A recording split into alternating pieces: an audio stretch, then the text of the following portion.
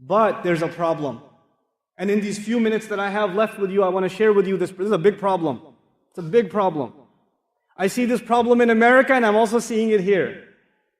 I was realistic before I came here. We're a global world now. Does the problem of Muslim youth in America are the same as the problems of Muslim youth in Qatar, or in Dubai, or in Saudi, or in Pakistan, or in Egypt? The youth have the same problems. You have the problem of some kids saying, some young people saying, and even older people saying, I know it's haram, but Allah is so merciful, man. He's like Ar-Rahman Ar-Rahim. I know it's haram, but come on, Allah is He's not gonna punish me for that. He's gonna take it easy on me. I want to help you understand this problem. Because Allah described His love and His mercy with such an extreme way, some people might try to take advantage of it. Some people might say, it's just a little bit of drugs. It's not that much. I just do it like twice a week. And I don't do it on Friday.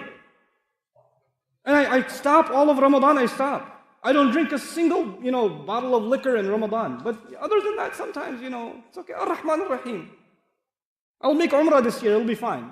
They figure out they can just eat haram things, look at haram things, do haram things, and it's okay, Allah will take care of it. Allah will forgive. I want to give you an example to help you understand this. One of my earliest jobs was I used to teach at a school. Young kids. These are 7-year-old kids, 2nd, 3rd grade kids. And I thought that these kids are going to love me. I will tell them stories. I will make jokes with them. I will jump up on the desk and I will jump around and entertain them and I will scare them and all kinds of things. These kids used to love me. I used to go in there and tell jokes and tell stories, and they used to be loud. The principal used to come in and say, what's going on here? And I used to say, sorry, we'll calm down. I did this for a whole week with these kids.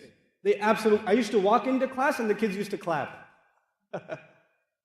But then after a week, I go back into class and I say, okay guys, open up chapter 5. Nobody opens up chapter 5. They're all looking at me. Tell us a story. Tell us another joke. And kids are talking to each other. There are people jumping around. There's a kid who's got a pencil in his hand and he's writing his name on the wall. And he's looking at me and he's writing it. And he's looking at me again and he's writing it. You ever see that happen? And then his friend says, I think he sees you. He says it to him and he goes, I know, but he's a nice guy. And he keeps going. They think I'm merciful. They think I'm kind. So they figure, hey, this is a nice teacher. We should do whatever we want. When Allah describes His mercy and His love, some slaves of Allah, man, they try to take advantage. Like, Allah is so merciful. No problem. I'll give you one more example before I conclude. I haven't introduced Allah to you yet. Alhamdulillahi Rabbil Alameen Ar-Rahman Ar-Rahim is 2 ayat. There are 3 ayat that introduce us to Allah. But before I get to the 3rd ayah, I want to give you a simple lesson. Imagine there's a man and he has a slave. So this guy has a slave. And he tells the slave, you can do whatever you want. Here's the field. He owns a field. He said, you can do whatever you want in this field. You can eat whatever you want, go wherever you want. Just don't go on the other side. There's a line. He drew a line with chalk. Not even a fence. It's just chalk. Just don't go on the other side. So the slave is happy. He could do whatever he wants. And one day the slave is close to the border. And he falls. And he falls on the wrong side. And he immediately looks at the master staring at him. And he says, sorry. It was a mistake. And the master doesn't say anything. No problem. He doesn't say anything. So he gets up, he dusts himself off. He's okay.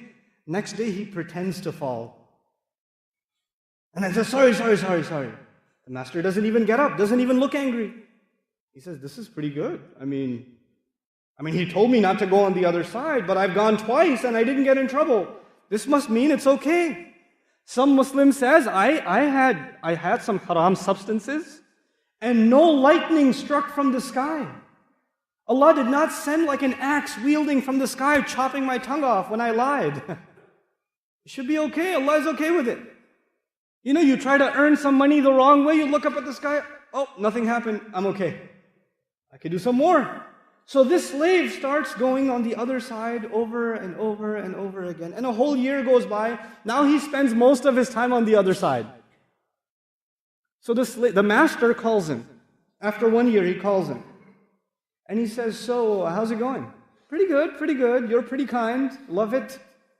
And he says, listen, remember when I told you shouldn't go on the other side? He goes, yeah, I remember. Well, I've decided to punish you for that. But I will punish you for I've been counting. Every time you went, and I will punish you for every single time you went, but I will punish you all at the same time. I was holding off.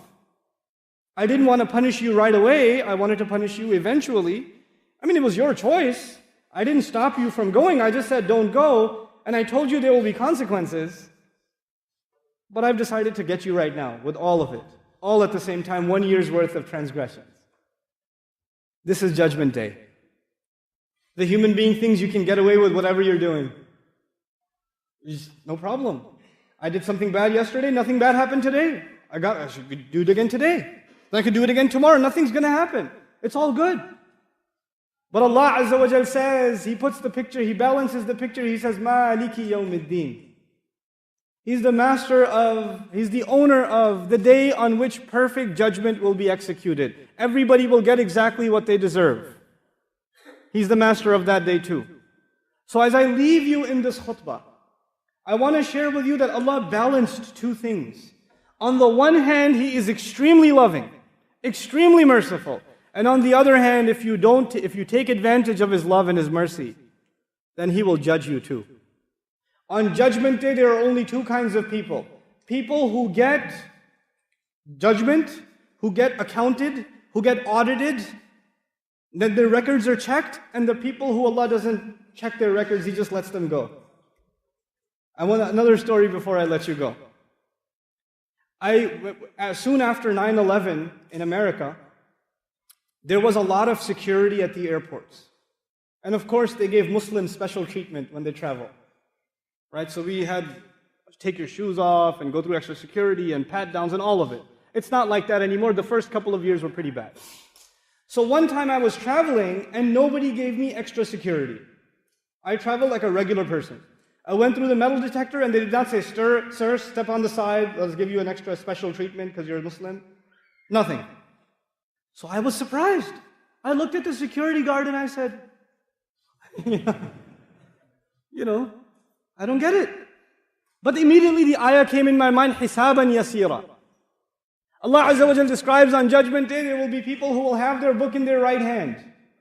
فَسَوْفَ يُحَاسَبُ حِسَابًا يَسِيرًا فَأَمَّا مَنْ أُوتِيَ كِتَابَهُ بِيَمِينِهِ فَسَوْفَ يُحَاسَبُ حِسَابًا يَسِيرًا. The guy who gets the book handed to him in his right hand, he will be given an easy audit. You don't have to open your book and show the angels. By the way, on page 35, I have a Hajj. Please make sure you check that one. I think I caught Laylatul Qadr this Ramadan. If you make sure I get that. The angel says, Gali koi nahi. Jao.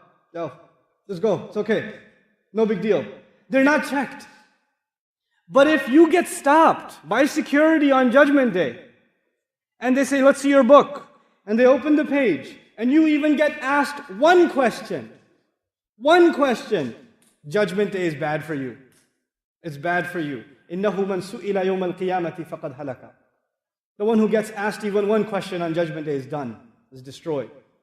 On Judgment Day, either we will be people under the shade of Ar-Rahman Ar-Rahim, or we will be people under the justice of Maliki Yawmiddin. We want Allah Azza wa Jal not to judge us. We want Him to show us His mercy, so we don't take advantage of it. We keep it balanced. This is the essence of who Allah Azza wa Jal is to us. Don't think that you're forgiven just because you do some good deeds. Don't think like that. And don't think Allah will not forgive you. If you've made mistakes all of your life, and you made mistakes even before you came to Salat today, if you did that, don't think that you're going to hell. You're not. You're not. Who says you're going to hell? You're still alive. The opportunity for tawbah is still there. Allah is still letting air into your lungs. He's still letting you breathe, which means He still wants you to come to Him. If He wanted you to be done, you wouldn't be alive right now. Everybody who's alive is because Allah wants them to make tawbah. That's a mercy of Allah to them. So you don't ever think it's too late for me, or I've done too many bad things. Allah will not forgive me. You're not bigger than the mercy of Allah. You're not bigger than the forgiveness of Allah. And at the same time, don't you ever think, and I should never think, that I will only do a few bad things, it's no big deal though. I read a lot of Quran, I'm okay.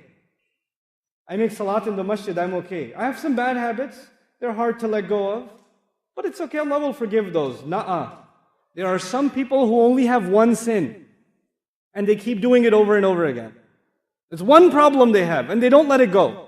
Allah Azza wa Jal describes this in the Quran. بَلَا مَنْ كَسَبَ سَيِّئَةً وَأَحَاطَتْ بِهِ خَطِيئَتُهُ فَأُولَٰئِكَ أَصْحَابُ النَّارِ. The guy who earned one sin, he's obsessed with one problem. He's got one addiction. It could be alcohol, it could be drugs, it could be pornography. I don't know, it could be something for you. It could be your anger, it could be abusive language, it could be backbiting. I don't know what your problem is. We all have some problem. But you don't let go of it. You hold on to that sin and you say, it's just one problem. Everything else is good though. You accept it. Then Allah says you get wrapped up into that sin. And those are people of fire. Those are people of fire. They don't let go of their sin. May Allah Azza wa Jal help us accept the fact that we are slaves of His. And may Allah Azza wa Jal help us earn His mercy and His love in this dunya and in the akhirah.